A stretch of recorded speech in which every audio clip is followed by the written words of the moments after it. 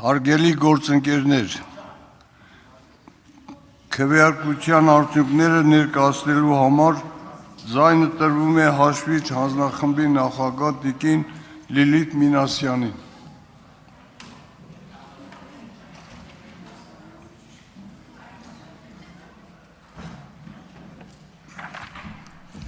Շնորհակալություն։ Ազգային ժողովի նախագահի պաշտոնում ընտրվելու համար առաջարկվել է Ռուբեն Ռուբինյանի թեկնածությունը։ Ազգային ժողովի 105 падգամավորներից քվեարկությանը մասնակցել են 91-ը։ Քվեատուփում արկա էր 91 քվեաթերթիկ, որոնցից անվավեր է ճանաչվել 0։ Ձայները բաշխվել են հետևյալ կերպ. Ռուբեն Ռուբինյան կողմ 63, դեմ 28։ Շնորհավորում եմ, պարոն Ռուբինյան։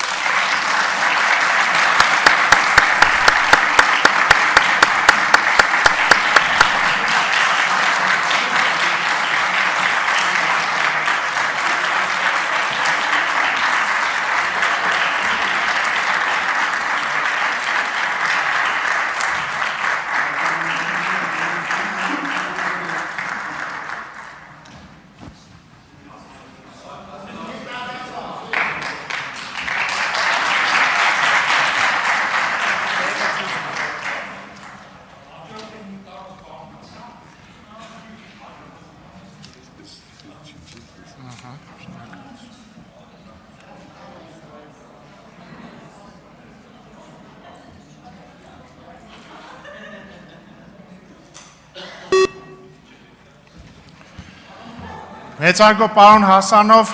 իմ և բոլորիս անունից շնորհակալություն ենք ձեզ հայտնում,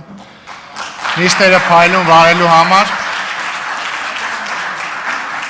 Հարգելի գործընկերներ, կրկին շնորհակալություն եմ հայտնում իմ թեկնածությունն առաջադրելու և իմ օգտին քվեարկելու համար, սա ինձ համար մեծագույն պատիվ է և ես ամբողջությամբ պատկերացնում ենք այն պատասխանատվությունը, որը գալիս է այս որոշման հետ միասին և ամեն ինչ կանեմ ձեզ չհիասթափեցնելու համար, հարգելի ընդդիմադիր գործընկերներ, այն փաստը, որ դուք չեք քվեարկել իմ օգտին, ոչինչ չի նշանակում մեր հարաբերություններում, ես պատրաստվում եմ լինել ամբողջ ազգային ժողովի նախագահը։ Այժմ անցնենք օրակարգային հաջորդ հարցի քննարկմանը։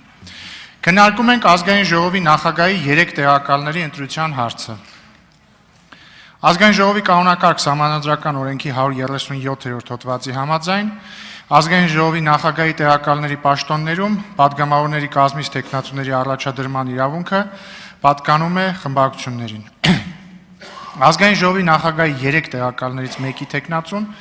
կարող է առաջադրվել միայն ընդդիմադիր խմբակցության կազմում ընդգրկված падգամավորների թվից։ Ազգային ժողովի նախագահի տեղակալներն ընտրվում են գաղտնի քվեարկության падգամավորների ընդհանուր թվի ձայների մեծամասնությամբ։ Ազգային ժողովի նախագահի տեղակալների պաշտոններում առաջադրված թեկնածուների ընտրության հարցը քննարկում է կանոնակարգի 135-րդ հոդվածով սահմանված կարգով։ Ազգային ժողովի կանոնակարգ սահմանադրական օրենքի 33-րդ հոդվածի 7.1 մասի համաձայն, եթե ազգային ժողովի նախագահի տեղակալի թափուր պաշտոնում թեկնածու չի առաջադրվում, կամ առաջադրված նույն թեկնածուն 3 անգամ չի ընտրվում, ապա այդ տեղակալի ընտրության հարցի քննարկումը համարվում է ավարտված և քննարկում է ազգային ժողովի նախագահի հաջորդ տեղակալի ընտրության հարցը։ Եթե ընտրվել է ազգային ժողովի նախագահի առնվազն 1 տեղակալ և ազգային ժողովի նախագահի մյուս տեղակալների ընտրության հարցերի քննարկումն ավարտվել է, ապա ազգային ժողովի նախագահի 3 տեղակալների ընտրությունների հարցի քննարկումն ազգային ժողովի առաջին նստաշրջանում համարվում է ավարտված և քննարկում է օրակարգային հաջորդ հարցը։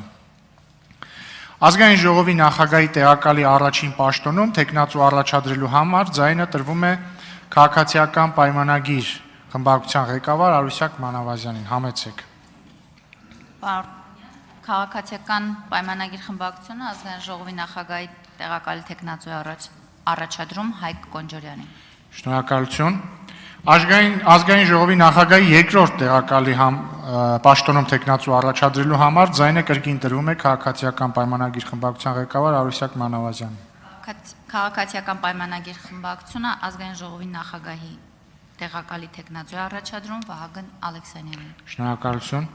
Ազգային ժողովի նախագահի տեղակալի 3-րդ պաշտոնում ընդդիմադիր խմբակցության թեկնածու առաջադրելու համար ձայնը տրվում է Ուժեղ Հայաստան խմբակցության քարտուղար Տիգրան Աբրահամյանին։ Ուժեղ Հայաստան խմբակցությունը ազգային ժողովի նախագահի տեղակալի պաշտոնում առաջադրում է Արամ Պողոսի Վարդևանյանին։ Շնորհակալություն։ Այսպիսով Ազգային ժողովի նախագահի տեղակալի 3 տեխնացուներն են 3 պաշտոնների համար՝ Հայկ Կոնջորյանը, Վահագն Ալեքսանյանը եւ Արամ Վարդևանյանը։ Ազգային ժողովի նախագահի տեղակալի տեխնացու Հայկ Կոնջորյանին ներկայացնելու համար ձայնը տրվում է քաղաքացիական պայմանագիր խմբակցության անդամ Արթուր Հովհաննիսյանին։ Համեցեք, պարոն Հովհաննիսյան։